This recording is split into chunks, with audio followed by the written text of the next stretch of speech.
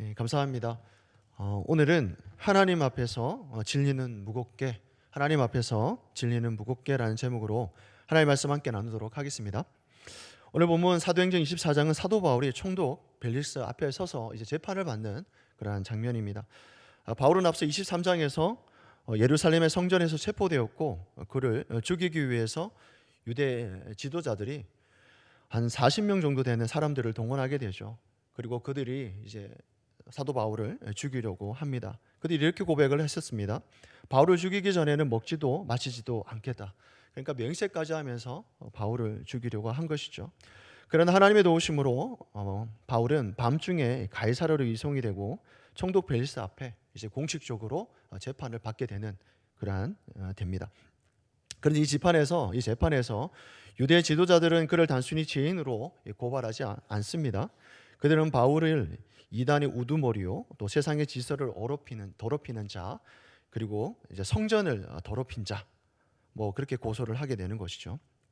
이런 재판 과정에서 사도 바울이 이런 고백을 하는 것이 있습니다. 우리 16절을 또 함께 읽도록 하겠습니다. 시작하시겠습니다.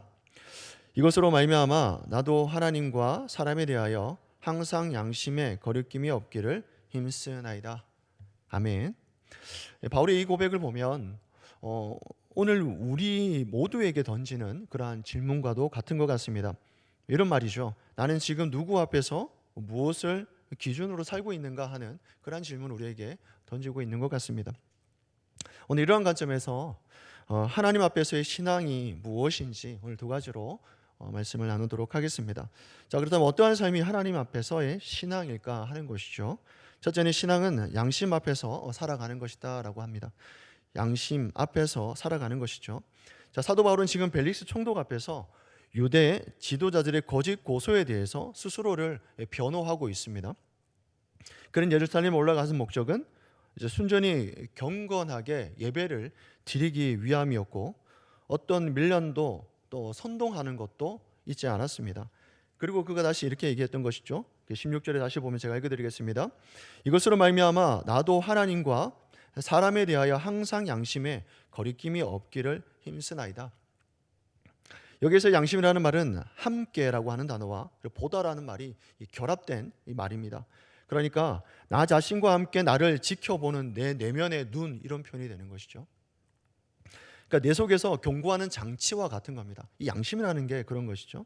이런 단어는 고대 사회에서도 매우 중요한 개념으로 사용을 했었는데 철학자 스토아 학파에서는 양심을 이제 신이 인간에 심어놓은 경고 장치다라고도 말을 했습니다. 그러나 사도 바울에게 있어서는 양심은 철학적 개념이나 단순히 도덕적 그런 개념을 좀 넘어서죠. 그가 말하는 양심은 복음으로부터 깨어난 양심입니다. 복음으로 인해서 깨어난 양심, 다시 말하면 성령 하나님에 의해서 민감해진 양심이다라고 할 수 있는 것이죠.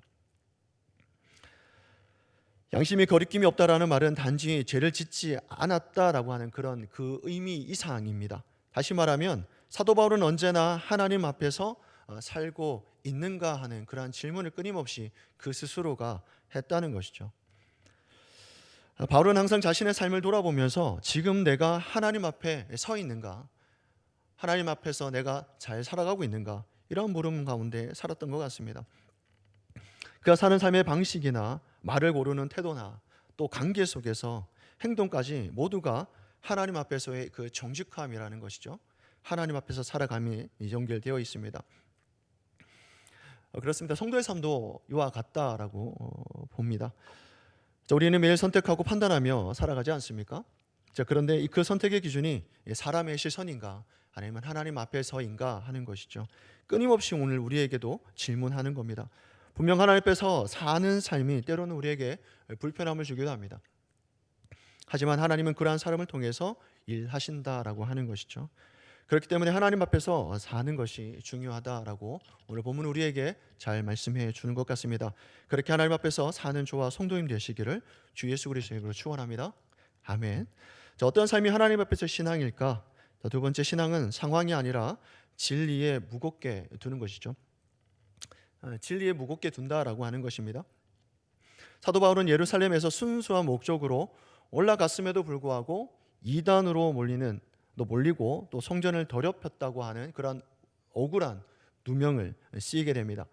그리고 총독 벨리스는 사도 바울에게는 아무런 죄가 없다라고 그가 또 잘 알고 있었죠. 그럼에도 불구하고 벨리스는 그 사도 바울을 석방하지 않습니다.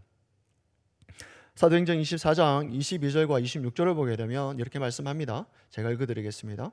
벨리스가 이 도에 관한 것을 더 자세히 아는 고로 연기하여 이르되 천부장 루시아가 내려오거든 너희 이를 처결하리라 하고, 그리고 26절에 동시에 또 바울에게서 돈을 받을까 바라는 거로 더 자주 불러 같이 이야기하더라. 아멘. 벨릭스는 자기 자신의 이익과 정치적인 어떤 그런 계산이 우선되어 있음을 보게 되죠. 이것이 바울이 직면해 있는 그런 상황인 것 같습니다. 사도 바울은 지금 본인이 어떻게 할 수 없는 상황인 것이죠. 나갈 수도 없고 자신 스스로 힘으로 해결할 수 있는 그런 여지가 전혀 없는 상황이죠. 어찌할 수 없는 그런 상황입니다. 그러나 바울은 이러한 모든 상황에 대해서 그가 침묵하지 않고 있음을 보게 됩니다. 이게 타이든 자이든 그가 항상 가지고 있는 것이 있죠. 그는 총독 벨리스 앞에서 자신의 무죄를 주장하는 가운데 그치지 않고 복음의 진리를 선포하고 있다는 겁니다. 세상이 자신의 입을 틀어 막으려 한다 해도 그는 하나님 앞에 서 있는 사람으로서 해야 할 말을 하고 있다는 것이죠. 복음은 그에게 이익이 아니라 어찌 보면 책임과 소명인 것 같습니다. 25절에 보면 이렇게 말하고 있습니다.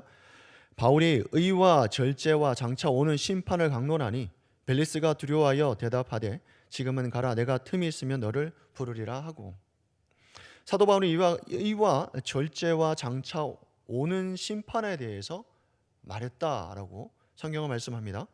의는 하나님과의 바른 관계를 말하는 것이고 절제는 자기의 통제력, 그러니까 어떤 그 내면의 욕망을 다스리는 능력 아니겠습니까? 그리고 마지막으로는 심판은 하나님 앞에서의 어떤 최종 평가를 말하는 것이죠. 바울은 이 세 가지를 정치 지도자 앞에서 숨기지 않고 선포하고 있습니다. 불의한 권력 앞에서나 때로는 용기를 내는 것, 손해를 감수하더라도 하나님 앞에 정직하게 사는 것, 신앙은 상황이 아니라 진리에 무게를 두는 것이겠죠. 우리가 살아가는 삶의 방식도 그렇습니다. 상황이 아닌 것 같습니다. 우리에게 주어진 이러한 상황이 아니라 우리가 그리스도인이라면, 하나님 믿는 사람이라면 그 상황에 살아가는 것이 아니라 진리의 무게를 두고 살아가는 것이죠. 다시 말하면 복음의 무게를 두고 살아간다라고 하는 겁니다. 그렇습니다. 때로는 불의한 권력 앞에서나 또 불의한 곳에서나 또 사람들의 시선 앞에서 우리는 복음을 침묵하고 있지는 않습니까? 때로는 그러고 싶을 때가 있지 않겠습니까? 손해를 보게 될 때 두렵기도 하고 괜히 말을 꺼냈다가 오해받을까 싶기도 합니다. 그렇게 하다 보면 좀 주저하게 되는 경우도 있는 것이죠. 그러나 신앙은 상황이 아니라 진리에 복음의 무게를 두는 것이다 라고 합니다. 직장에서나 가정에서나 교회 밖에서나 삶의 현장에서나 우리가 하나님의 진리를 드러내는 그런 목소리가 되어야 하지 않겠습니까? 오늘 하루도 하나님 앞에서 침묵하지 않는 그러한 신앙으로 그렇게 하루하루를 살아가는 저와 성도님 되시기를 주 예수 그리스도 이름으로 축원합니다. 아멘. 기도하시겠습니다. 지금도 살아 역사하시는 하나님 감사합니다. 오늘 새벽을 깨우게 하시고 또 하나님 존전에 서게 하심을 감사합니다. 하나님 성도의 삶이 사람의 시선보다 하나님 앞에서 살아갈 수 있도록 인도하시고 양심 앞에 정직하고 하나님 앞에 바르게 살아갈 수 있도록 인도하여 주옵소서. 어떤 상황에서도 복음을 전하고 하나님 말씀의 능력을 담대하게 믿고 하루를 살아갈 수 있도록 인도하여 주시옵소서. 빈손 오르지 않고 예물 들고 나온 손길이 있습니다. 가정을 위해서 특별히 성령 하나님의 치유하심과 또 하나님께서 원하는 방법으로 여러 가지 상황들을 해결해 주실 것을 기도 제목으로 올려드리며 나아갑니다. 하나님 들으시고 응답하여 주시옵소서. 특별히 하나님께서 주신 그 은혜로 그 능력으로 하루하루를 살아갈 수 있도록 인도하여 주실 줄 믿습니다. 감사와 찬양 올려드리며 예수 그리스도 이름으로 기도드리옵나이다. 아멘.